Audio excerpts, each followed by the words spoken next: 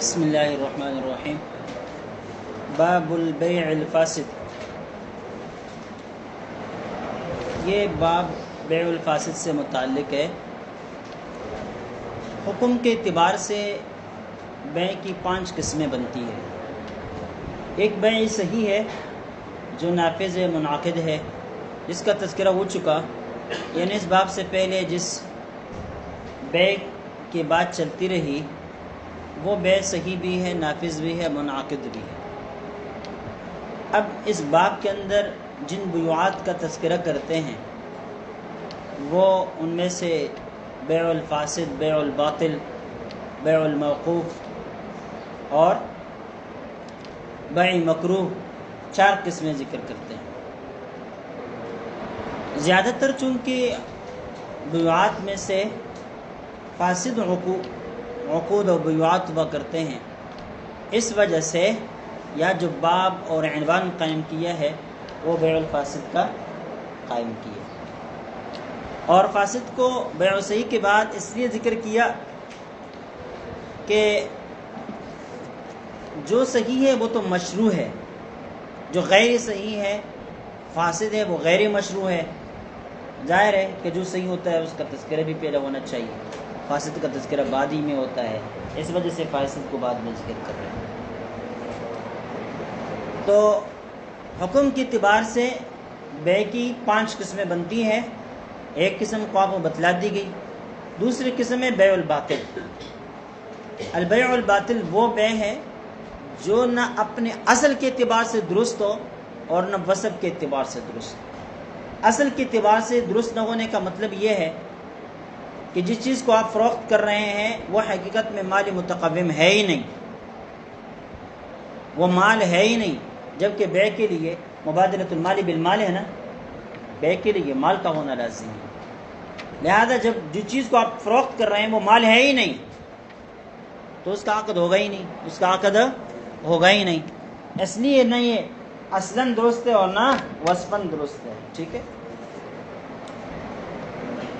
اور بیع الفاسد وہ بیع ہوتی ہے جو اپنے اصل اور ذات کے اعتبار سے تو درست ہوتی ہے، اس لیے کہ جو چیز آپ بیچ رہے ہوتے ہیں وہ باقاعدہ مال ہوتا ہے، مبیع کے اندر مبیع کی جو شرائط ہے وہ پوری ہوتی ہے، لیکن وصفاً درست نہیں ہوتی، اس کے اندر کوئی ایسی قباحت یا ایسی کوئی شرط جو عقد کے خلاف ہو وہ آ جاتی ہے اور وہی چیز اس کے اندر فساد پیدا کر دیتی ہے۔ اس بنا پر اس کو بیع الفاسد کیا کہتے ہیں؟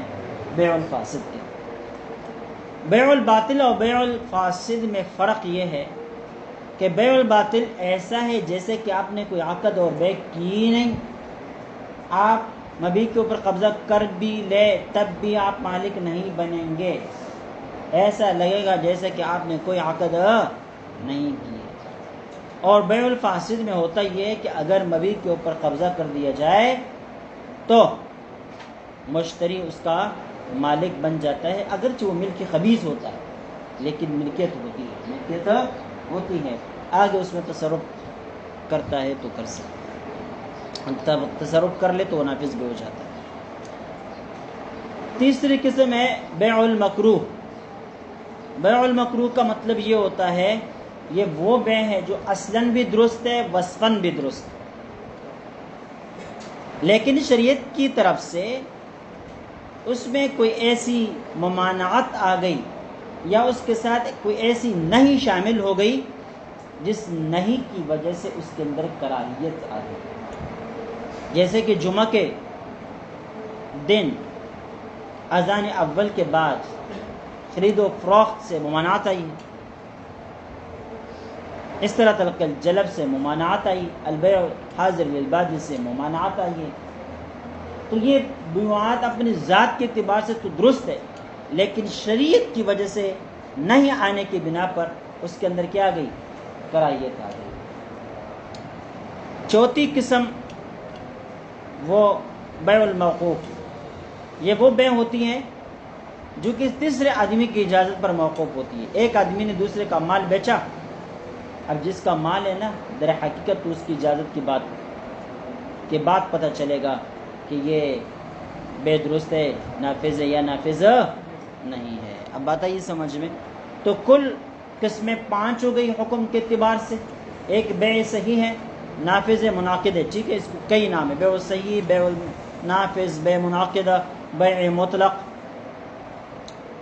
اور دوسرے بیع الباطل، بیع الفاسد، بیع المکروہ، بیع الموقوف. کتنے ہو گئے؟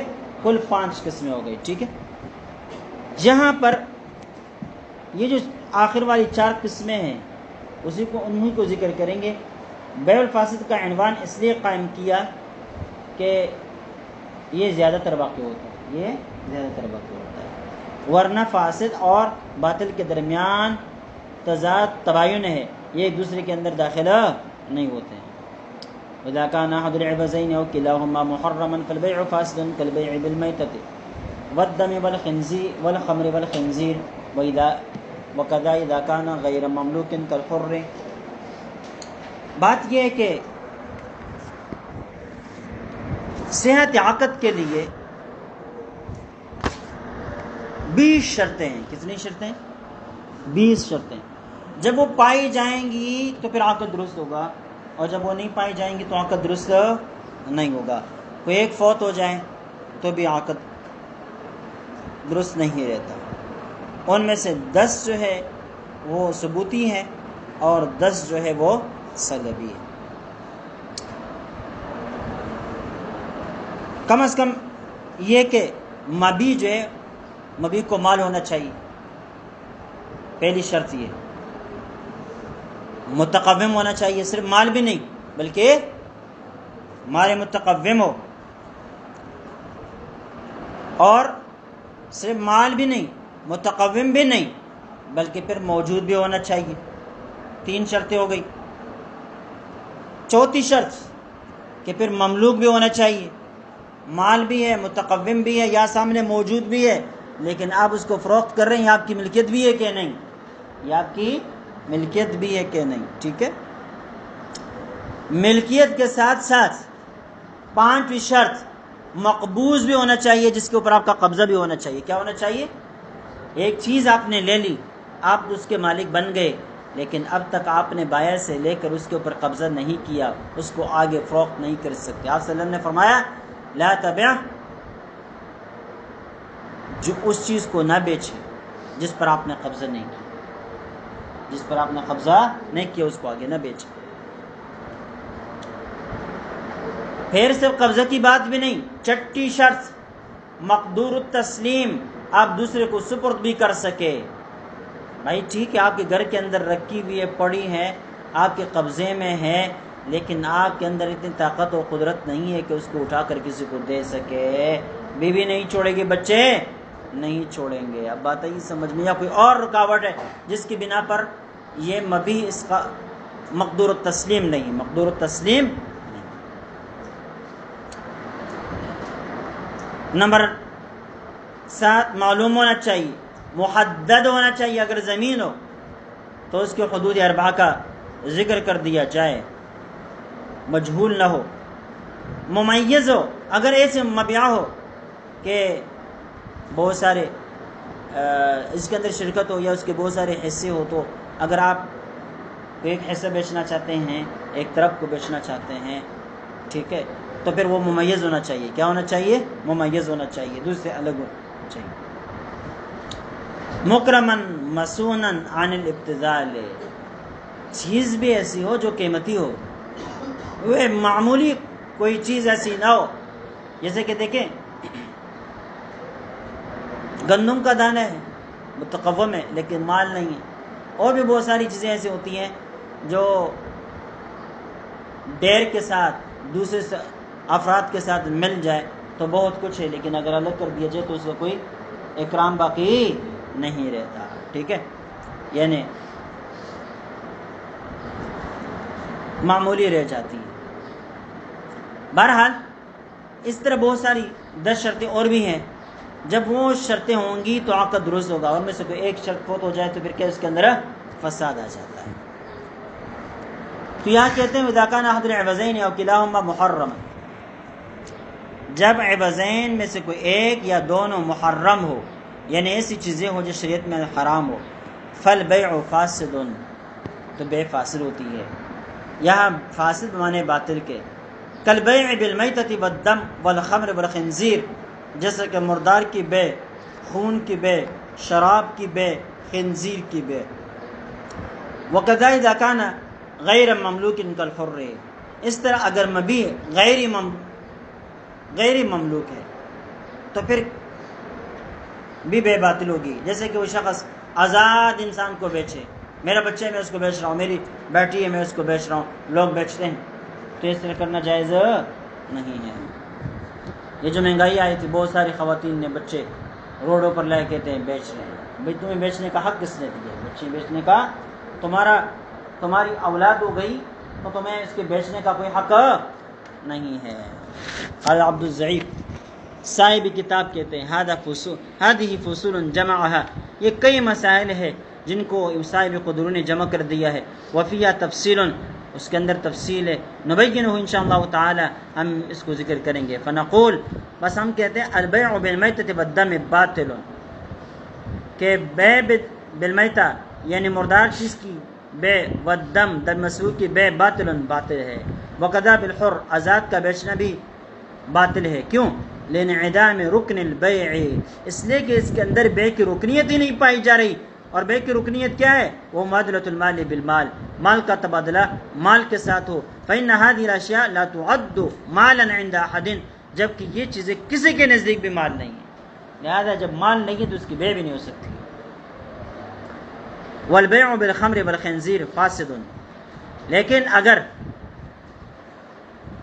کپڑا ہو یا کوئی اور چیز ہو وہ بیچا جائے، بدلے میں شراب وصول کی جائے یا شراب کو سمن بنا لیا جائے، والخنزیر، خنزیر کو سمن بنا لیا جائے، فاسد، تو یہ بے فاسد ہوگی، باطل نہیں ہوگی۔ لوجود حقیقت البیع، اس لیے کہ یہاں حقیقت بے پائے گی۔ کیا مطلب ہے؟ آپ شراب کے بدلے میں کپڑا لے رہے ہیں تو کپڑا مبیع ہے اور درست بھی ہے، وہ مبیع بن بھی سکتی ہے، لیکن آپ نے جو ثمن مقرر کر دیا شراب، وہ ثمن درست نہیں، تو ٹھیک ہے، حقیقت بے پائے گئی، آپ شراب کی بجائے کپڑے کی قیمت دے دیں، آپ شراب کی بجائے، آپ خنزیر کی بجائے کپڑے کی قیمت دے دیں۔ ومبادلۃ المال بالمال فإنه مال عند البعض، اس لیے کہ یہ خمر اور خنزیر بعض حضرات کے نزدیک یہ بھی مال ہے، بعض حضرات کے نزدیک یہ بھی مال ہے، اگرچہ مال متقوم عند الشرع نہیں ہے۔ بہرحال بے منعقد ہو گئی، تو اب یعنی شراب کے بدلے میں کپڑا لے لیا تو شراب تو نہیں دے سکتا کوئی مسلمان، لہذا اس کے بدلے میں قیمت دے دے۔ خنزیر کے بدلے میں کپڑا خریدا، اب خنزیر نہیں دے سکتا تو اس کے بدلے میں کیا دے دے؟ قیمت دے دے، کپڑے کی قیمت دے دے۔ والباطل لا یفید ملک التصرف، جو بے باطل ہوتی ہیں وہ لا یفید ملک التصرف، تصرف کی ملکیت کا فائدہ نہیں دیتی۔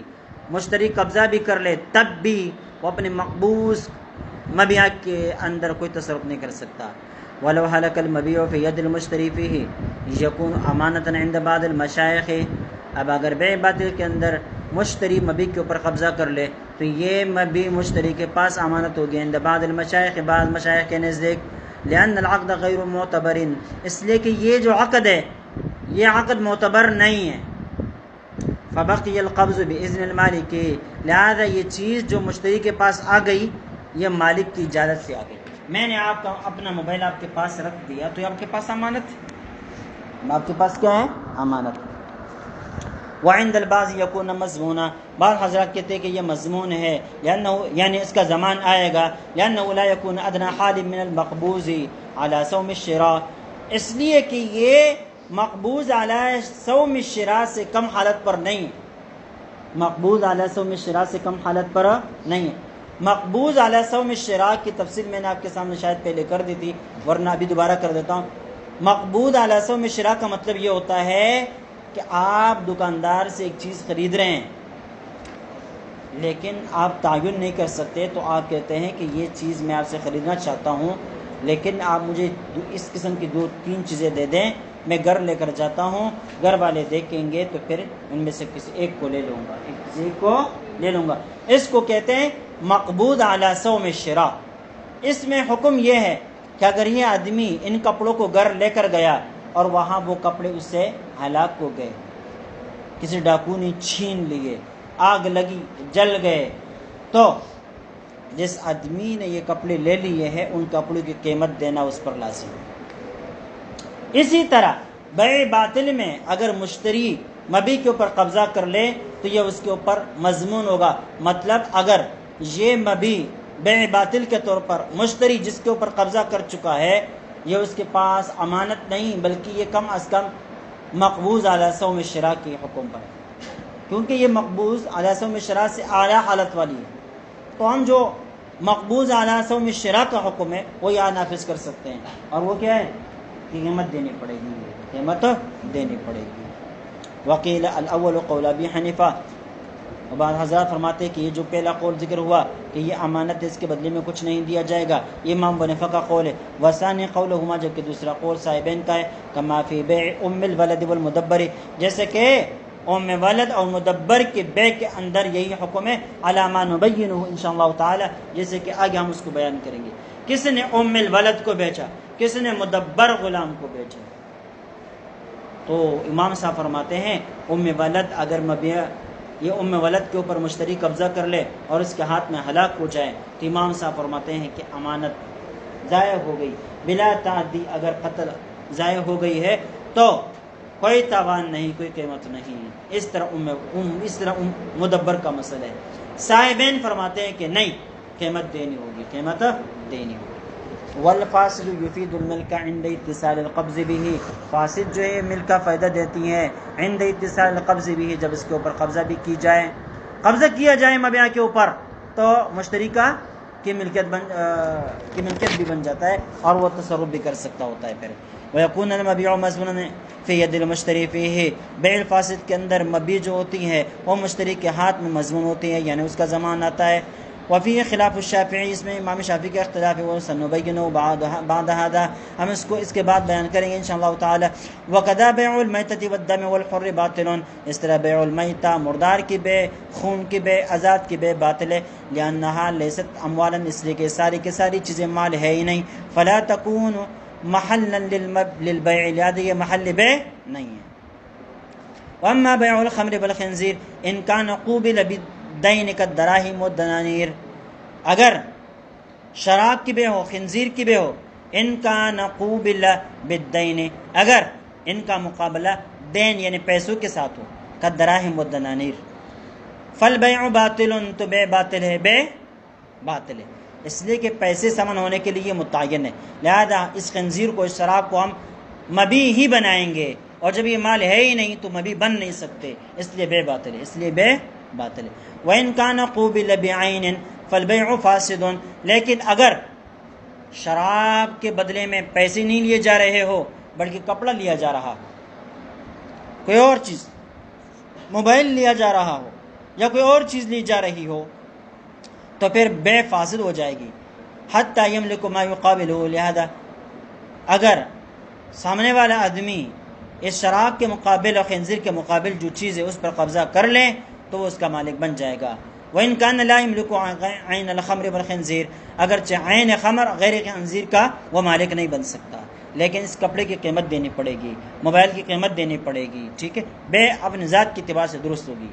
وجہ الفرق، وجہ فرق دونوں میں یہ ہے، ان الخمر مال، کہ خمر مال ہے، شراب مال ہے، وقد الخنزیر مال، اس طرح خنزیر بھی مال ہے، عند اہل ذمت، اہل ذمت کی یہاں یعنی کفار کیا، الا انہ غیر متقوم، البتہ یہ متقوم نہیں ہے اسلام میں، لما ان الشرع امر باہانتی و ترک اعزازی، اس لیے کہ شریعت نے حکم دے دیا کہ اس کی اہانت کی جائے، و ترک اعزاز، اس کو عزت دینا چھوڑ دیا جائے، یہ معزز چیزیں نہیں ہیں تو غیر معزز کو عزت دینا یہ درست نہیں۔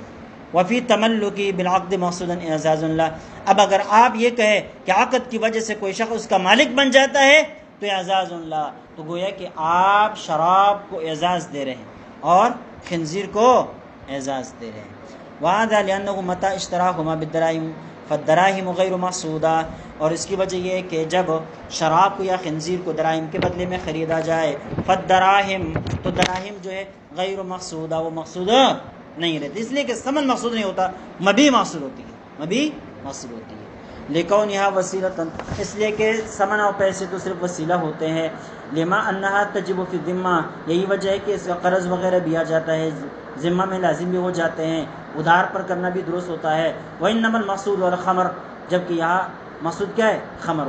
فسقطت تقوم اصلا، لہذا یہ چیزیں قیمتی ہی نہیں رہی، تقوم ہی نہیں رہا۔ بخلاف اذا اشترى الثوب بالخمر، بخلاف اس صورت کے کہ جب کپڑا خریدا جائے شراب کے بدلے میں، لأن مشتری الثوب انما يقصد تملك الثوب بالخمر، اس لیے کپڑا خریدنے والا وہ قصد ارادہ کرتا ہے کہ کپڑے کا مالک بن جائے، بالخمر شراب کے بدلے میں، وفي اعزاز الثوب دون الخمر، تو یہاں وہ کپڑے کو عزت دے رہا ہے، شراب کو عزت نہیں دے رہا۔ فبقي ذکر الخمر معتبرا فی تملک الثوب، لہذا خمر کا ذکر یہ کپڑے کے مالک بن جانے میں معتبر ٹھہرا، لا فی حق نفس الخمر، نفس خمر کے حوالے سے نہیں۔ کیا مطلب؟ بے درست اس لیے ہے کہ بھائی یعنی بے اپنے ذات کے اعتبار سے منعقد اس لیے ہو جائے گی کہ اصل مقصود جو ہے وہ مبیع ہے، اور مبیع یا کون ہے؟ کیا ہے؟ کپڑا ہے، اور خمر کا جو ذکر ہے یہ کپڑے کے تملک کے لیے درست، اس کے اعتبار سے خمر کا ذکر کرنا درست ہے۔ لا فی حق نفس الخمر، ہاں خود شراب کے حق میں یہ بے درست نہیں، خود شراب کے حق میں یہ بے درست نہیں، ان کا ذکر بھی شراب کے حق میں درست نہیں۔ حتی فسد التسمیۃ وجبت قیمت الثوب دون الخمر، یہی تو وجہ ہے کہ یہ جو شراب کا نام لیا گیا یہ فاسد، وجبت قیمت الثوب، اور اس کی جگہ پر کیا دینا پڑے گا؟ کپڑے کی قیمت دینی پڑے گی، دون الخمر شراب نہیں دیں گے۔ وقدا اذا باع الخمر بالثوب، اس طرح اگر شراب کو کپڑے کے بدلے میں بیچا تب بھی یہی حکم ہے، لأنه يعتبر شراء ثوب الخمر، اس لیے ہم یہاں ایسا سمجھیں گے جیسے کہ کپڑے کو شراب کے بدلے میں خریدا، حالانکہ ویسے الفاظ جو استعمال کیے وہ تو یہ ہے کہ کپڑے کے بدلے میں شراب خرید رہا ہے، شراب کو مبیع بنا رہا ہے، کپڑے کو ثمن بنا رہا ہے، لیکن پھر بھی ہم اس کو بے فاسد کہیں گے۔ اس کی وجہ یہ ہے کہ بھئی یہ بے مقایضہ ہے، سامان کے بدلے میں سامان ہے، اور بے مقایضے کے اندر آپ کی مرضی ہوتی ہے، جس چیز کو چاہے آپ مبیع بنا لیں، جس چیز کو چاہے آپ ثمن بنا لیں۔ یہاں ہم کپڑے کو مبیع بنائیں گے، کپڑے کو مبیع بنائیں گے اور شراب کو ثمن بنائیں گے۔ شراب جب ثمن بن جائے تو بے فاسد ہوتی ہے، شراب جب ثمن بن جائے تو بھی کیا ہوتی ہے؟ بے فاسد ہوتی ہے۔ لکونہ مقایضۃ، اس لیے کہ یہ بے مقایضہ ہے۔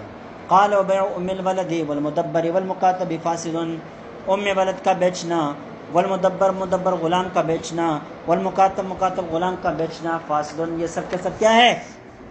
بھائی ام ولد جانتے ہو، مدبر بھی، ومعناه باطل، حضرت فرماتے کہ یہاں فاسد کا لفظ بولا گیا لیکن فاسد کے بجائے یہاں کیا ہے؟ باطل ہے۔ جب باطل ہے تو پھر امام صاحب نے فاسد کیوں کہا؟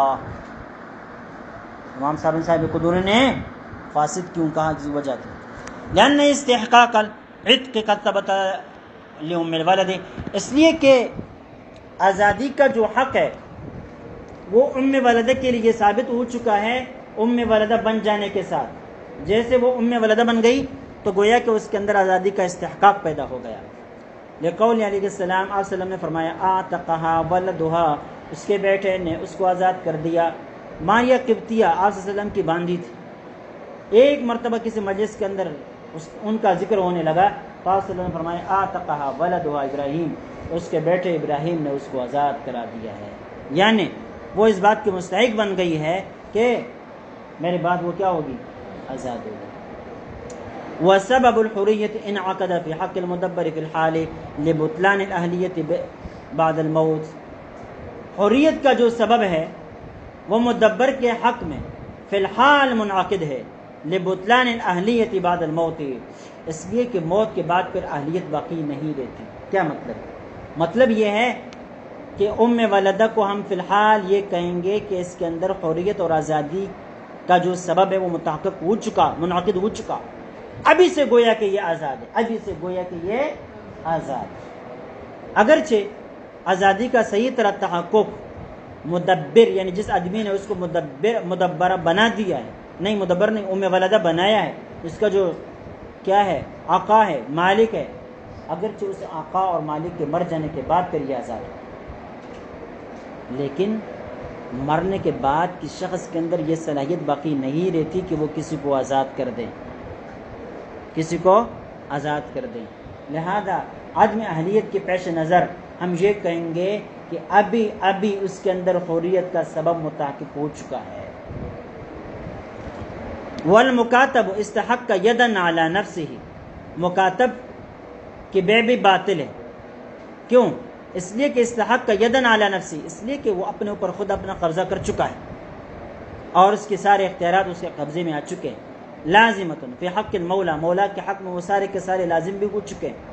ولو ثبت الملک بالبیع لبطل ذلک کلہ، اب اگر بے کے ذریعے سے ملکیت دوبارہ ثابت کر دیا جائے مکاتب کے اندر، تو یہ سارے استحقاقات جو مکاتب کو حاصل ہو چکے ہیں وہ سارے استحقاقات ختم ہو جائیں گے، باطل ہو جائیں گے۔ فلا یجوز، لہذا یہ جائز ہی نہیں۔ ولو رضی المکاتب بالبیع ففیہ روایتان، اگر مکاتب راضی ہو اپنے بے پر کہ آپ نے مجھے بیچا، اچھا کر دیا، مجھے منظور ہے، ففی روایتان، تو اس صورت میں پھر بے منعقد ہو جائے گی یا نہیں ہوگی، فاسد رہے گی یا نہیں رہے گی؟ تو بعض حضرات فرماتے ہیں کہ بے فاسد ہی رہے گی، بعض حضرات فرماتے ہیں کہ بے درست ہو جائے گی۔ والازہر الجواز، ظاہر یہ ہے کہ جائز ہے، اس لیے کہ مکاتب کے بارے میں ہم نے جو کہا تھا کہ اس کی بے باطل ہے، وہ خود اس مکاتب کے حق کی بنا پر کہا تھا، لیکن جب مکاتب نے اپنا حق خود ساقط کر دیا تو عدم جواز سے کوئی جگہ باقی نہیں رہی۔ والمراد المدبر المطلق دون المقید، یہ جو کہا نا کہ بیع المدبر، مدبر کی بے، مدبر سے یہاں کون سا مدبر مراد ہے؟ اصل میں مدبر کی دو قسم، ایک مدبر مطلق ہے، ایک مدبر مقید ہے۔ مدبر مطلق کا مطلب یہ ہوتا ہے کہ آقا اس کو یہ کہے کہ میری مرنے کے بعد تو آزاد ہوگا۔ مدبر مقید کا مطلب یہ ہوتا ہے کہ آقا اس کو یہ کہے کہ میں اگر اس سفر سے صحیح سلامت لوٹ کر آیا نا تو آپ پھر آزاد ہوں گے، سمجھ گئے؟ یا اگر میرا فلاں کام ہو گیا نا تو، یا اس بیماری سے میں تندرست ہو گیا تو، ٹھیک ہے، اس کو کہتے ہیں مدبر مقید۔ مدبر مطلق کی بے تو درست نہیں ہے، لیکن مدبر مقید کی بے درست۔ احادیث میں یہ جو آیا ہے کہ آپ صلی اللہ علیہ وسلم نے مدبر غلام کو بیچا، تو اس سے کون سا مراد ہے؟ مدبر مقید مراد ہے۔ وفی المطلق خلاف الشافعی، امام شافعی کا اختلاف ہے مدبر مطلق کے اندر، وہ کہتے ہیں کہ بے درست ہے، ہم کہتے ہیں بے درست نہیں ہے۔ وقد ذکرنا فی العتاق، ہم نے کتاب العتاق کے اندر اس کا ذکر کر دیا۔ قال وان ماتت ام الولد اب المدبر فی ید المشتری فلا زمان علیہ عند ابی حنیفہ وقال لا علیہ قیمتہما، ام ولد اور مدبر کی بے تو درست نہیں ہے، جب درست نہیں ہے باطل ہے، اور مشتری نے لے کے ان کے اوپر قبضہ بھی کر لیا، اب مر گئے، اب کیا ہو گئے؟ مر گئے۔ فلا زمان علیہ عند ابی حنیفہ، امام صاحب فرماتے ہیں مشتری کے اوپر کچھ بھی زمان نہیں ہے۔ وقال علیہ قیمتہما، صاحبین فرماتے ہیں کہ ان دونوں کی قیمت دینی پڑے گی۔ وہ روایت عنہ، یہ امام صاحب کی ایک روایت بھی ہے، لہما، صاحبین کے دلیل یہ انہ مقبوض بجہت البیع، اس لیے کہ ان دونوں کے اوپر جو قبضہ کیا گیا ہے یہ بے کی وجہ سے کیا گیا ہے، یہ اس کے لیے ایجاب و قبول بے کے شمار کی استعمال کی۔ فیکون مضمونا علی کسائر الاموال، لہذا یہ بھی اس کا بھی زمان آئے گا کسائر الاموال، جیسے کہ دیگر اموال کا زمان آتا ہے۔ وہذا لأن المدبر وام الولد یدخلان تحت البیع، اور یہ اس وجہ سے بھی کہ مدبر و ام ولد یہ دونوں بے کے نیچے داخل ہو جاتے ہیں۔ حتی یملک ما یضم الیہ ما فی البیع، یہی وجہ ہے کہ بے کے اندر اگر اور چیزیں کے ساتھ شامل کر کے بیچی جائیں تو ان دوسری چیزوں کے اندر بے درست ہوگی۔ دوسری چیزوں کے اندر بے کا درست ہونا اس بات کی دلیل ہے کہ یہ بھی بے کے اندر داخل ہے۔ اگر یہ بے کے اندر داخل نہ ہوتے تو غیر مبیع کے اندر قبولیت بے کو دیکھیں نہیں، مبیع کے اندر قبولیت عقد کے لیے، غیر مبیع کے اندر قبولیت عقد کو شرط قرار دے دینا، یہ شرط فاسد ہے، یہ شرط فاسد ہے، درست نہیں ہوتا۔ اس طرح اگر کسی نے آزاد اور غلام کو بیچا نا تو بے درست نہیں. وجہ اس کی یہ ہے کہ آپ نے مبی کے اندر قبولیت عقد کو مشروط کر دیا ہے غیر مبی کے اندر قبولیت عقد کے ساتھ, اور وہ درست نہیں. کیوں؟ اس لیے کہ آزاد تحت البیع آتا ہی نہیں ہے. یہ جو مدبر ہے, یہ جو ام ولد ہے, یہ تحت البیع آ جاتے ہیں, تحت العقد آ جاتے ہیں. یہی وجہ ہے کہ اگر ان کے ساتھ کوئی اور چیز ملا کر بیچی جائے تو اس دوسری چیز کی بے درست ہوگی. اس دوسری چیز کی کیا ہوگی؟ مدبر غلام اور قن غلام, خالص غلام, دونوں کو ملا کر بیچا جائے تو جو خالص غلام ہے اس کے اندر بے درست ہوگی اور مدبر کے اندر درست نہ ہوگی. بخلاف المکاتبی, مکاتب کے برخلاف, لأنه فی ید نفسی, اس لیے کہ وہ اپنے قبضے میں آپ ہوتا ہے, فلا يتحقق فی حق القبض, لہذا مکاتب کے اوپر گویا قبضہ ہو ہی نہیں سکتا. وهذا الزمان بالقبض, اور اس قسم کا جو زمان آتا ہے وہ قبضے کی وجہ سے آتا ہے. یعنی ام ولد کے اوپر جب اس نے قبضہ کر دیا تو زمان آئے گا, اور مدبر کے اوپر قبضہ کر لیا تو زمان آئے گا. جبکہ مکاتب کے اندر قبضہ ہوتا نہیں ہے, لہذا مکاتب میں زمان نہیں آئے گا.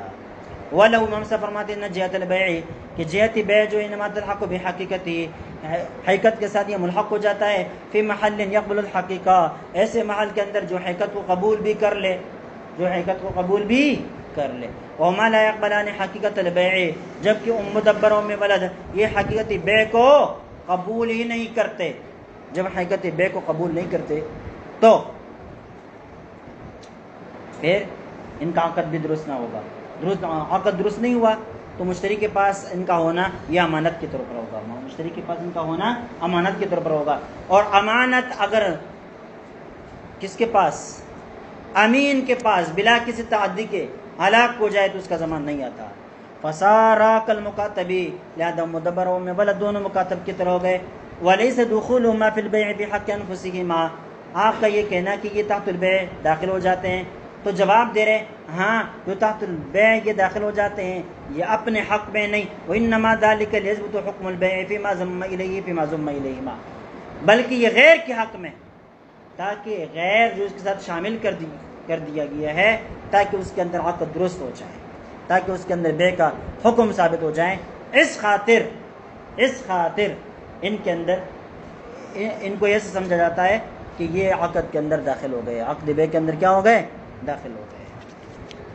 فصار کمال المشتری لا يدخل بحکم عقده بانفرادہ, جیسے کہ مشتری کا مال لا يدخل بحکم عقده بانفرادہ, جو عقد کے حکم کے اندر شامل نہیں ہوتا بانفرادہ, الگ طور پر ذکر کرنے کی صورت میں.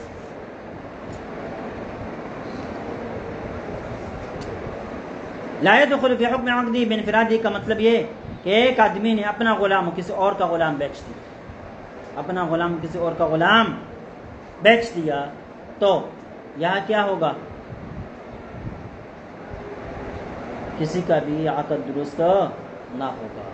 وانما يثبت حکم الدخول فيما ضمه الیہ کذا هذا, یہاں پر دخول کا جو حکم ثابت ہو رہا ہے یہ فیما ضمه الیہ, اس کی نسبت اس کے حق میں جو اس کے ساتھ ملا دیا گیا ہے.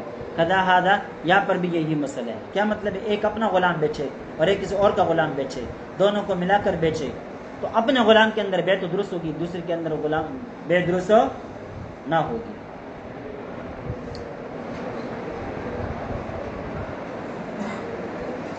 قال بس